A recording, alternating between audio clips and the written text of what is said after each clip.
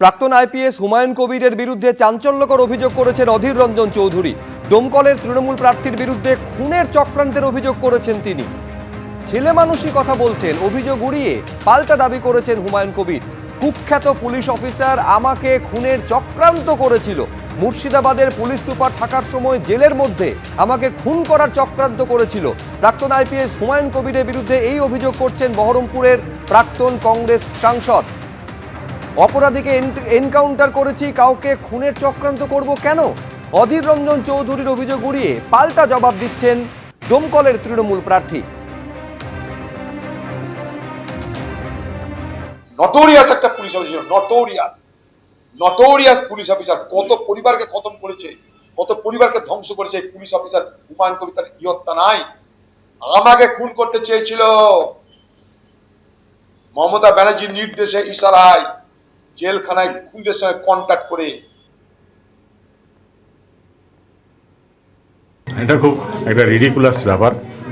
এটা কোনো মুখ্যমন্ত্রী বলতে পারে কোনো এসপিকে? আমি একটা আইপিএস অফিসার, প্রয়োজনে আমরা এনকাউন্টার করেছি, কিন্তু খুন করার চক্রান্ত কেন করব? তিনি এমপি ছিলেন তখন। আমরা যখন দরকার হয়েছে কোনো ক্রিমিনালকে এনকাউন্টার করে দিয়েছি, কিন্তু কোনোদিন খুন করিনি কাউকে, খুন করার ষড়যন্ত্রও করিনি। আর একটা এমপিকে আমরা খুন করে মেরে দেবো? এটা মুখ্যমন্ত্রী বলবেন আর একজন আইপিএস অফিসার এবং সেই এসপি সেই কাজটা করবে? এটা একেবারেই ছেলে মানুষের কথা। আমি জানি না এরকম কথা বলেছেন কি না, এটা একেবারে সর্বৈব মিথ্যা। এবং তিনি এটা কেন বলেছেন তাও আমি জানি না, তো উদ্দেশ্যটা কী তাও আমি জানি না। উদ্দেশ্যটা আপনারা বরং জিজ্ঞেস করুন তাকেই, যে উদ্দেশ্য কী জানি না। ওনাকেই এখন তাহলে সেটার জবাব দিতে হবে যে উনি কেন এই ধরনের কথা বলছেন, উনি কী প্রমাণ আছে, তাহলে প্রমাণ দেখা। বিধানসভা নির্বাচনে টিকিট না পাওয়া তৃণমূল বিধায়কেরা যোগাযোগ রাখছেন বিজেপির থেকে। টিকিট পেতে তারা যোগাযোগ করছেন বলে দাবি করেছেন দিলীপ ঘোষ। বিজেপি যোগাযোগ রাখছে বলে পাল্টা দাবি করছেন আবার শশী পাজা।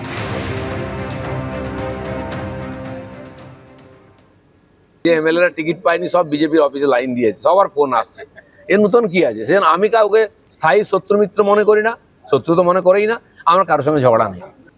ভারতীয় জনতা পার্টি আধখানা লিস্ট এই জন্যে বের করেছে যে তৃণমূল কংগ্রেস পুরো লিস্ট বের করবে, তারপর কে হবে ফেটে পড়বে, তারপর তার দুঃখের সাথী হয়ে বিজেপি পৌঁছে যাবে, বলবে এসো আমার দলে প্রার্থী। মানে আমরা আগে গোড়াই বলেছিলাম আপনাদের প্রার্থীরও অভাব আছে, বুথ লেভেল এজেন্টেরও অভাব আছে। দিলীপ ঘোষ এখন বলছেন যে প্রার্থী তারা তার মানে যোগাযোগ রাখছেন, কিন্তু পরিষ্কারভাবে মমতা বন্দ্যোপাধ্যায়, অভিষেক বন্দ্যোপাধ্যায় বলেছি যে যখন প্রার্থী ঘোষণা হয়ে গেছে, প্রার্থীর জন্য পুরো সংগঠন ঝাঁপিয়ে পড়েছে। এবং এটাও বলেছেন যারা হয়তো প্রার্থী পদ পাননি তাদেরকেও সাংগঠনিক কাজে অত্যন্ত গুরুত্বপূর্ণভাবে তাদের একটা ভূমিকা থাকবে। এবিপি আনন্দ, এগিয়ে থাকে, এগিয়ে রাখে।